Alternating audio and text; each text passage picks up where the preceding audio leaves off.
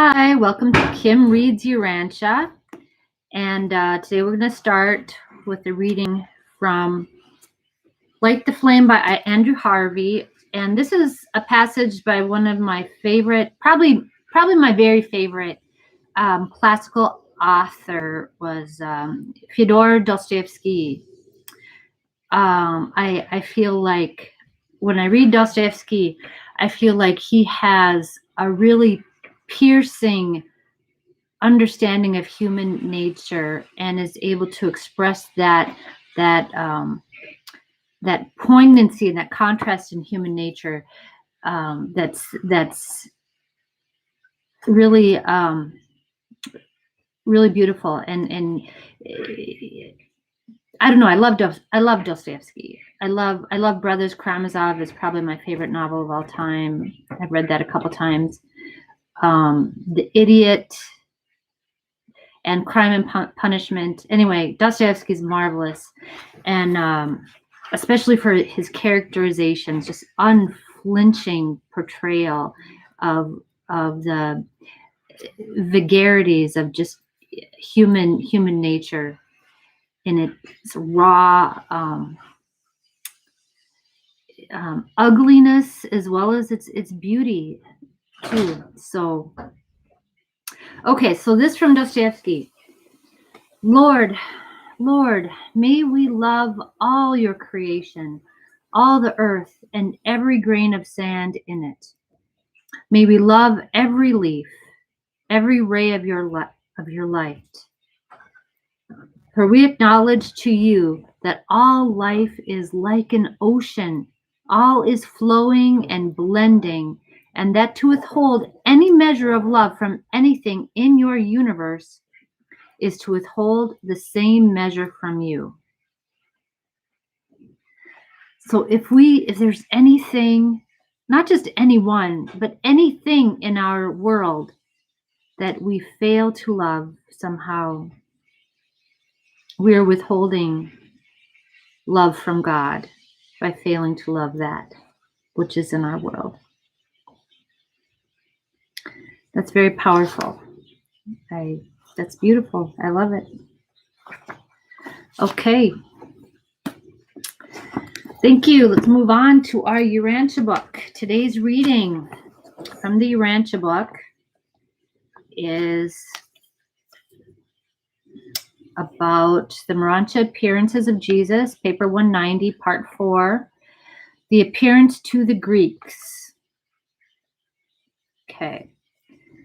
At about 4:30, and this is Saturday afternoon, I'm thinking. Or is it still Friday? I think this is Saturday now. At about 4:30, at the home of one Flavius, the master made his 6th Urantia appearance to some 40 Greek believers here assembled. No, sorry, this is Sunday. This is Sunday. Saturday was a Sabbath. That's over. He's risen Sunday morning. Sorry. Yeah. Okay. While they were engaged in discussing the reports of the master's resurrection, he manifested himself in their midst, notwithstanding that the doors were securely fastened, and speaking to them said, "Peace be upon you." While the Son of Man appeared on earth among the Jews, he came to minister to all men. In the kingdom of my Father, there shall be neither Jew nor Gentile. You will all be brethren, the sons of God. Go you therefore to all the world, proclaiming this gospel of salvation as you have received it from the ambassadors of the kingdom. And I will fellowship you in the brotherhood of the Father's sons of faith and truth. And when he had thus charged them, he took leave, and they saw him no more. They remained within the house all evening. They were too much overcome with awe and fear to venture forth. Neither did any of these Greeks sleep that night. They stayed awake discussing these things and hoping that the master might again visit them. Among this group were many of the Greeks who were at Gethsemane when the soldiers arrested Jesus and Judas betrayed him with a kiss.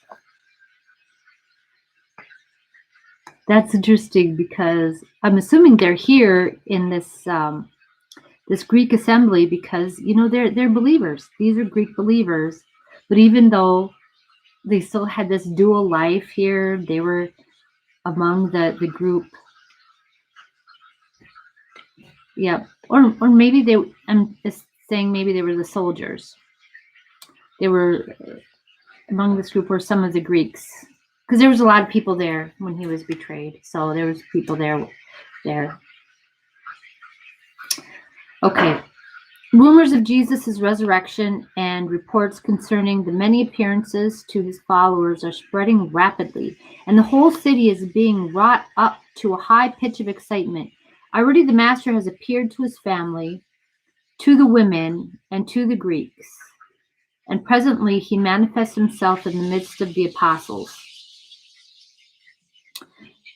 The Sanhedrin is soon to begin the consideration of these new problems which have been so suddenly thrust upon the Jewish rulers. Jesus thinks much about his apostles, but desires that they be left alone for a few more hours of solemn reflection and thoughtful consideration before he visits them. Because he wants them, I suppose, to come to believe that he's risen before he visits them. He wants to give them time to think about this because they're doubting these words that other people have seen. And I suppose they're going, well, why doesn't he come already to us? But, I think he does everything perfectly. He does everything in his own time, which is perfect timing. Okay, that's all for today. And thank you very much for listening. See you later.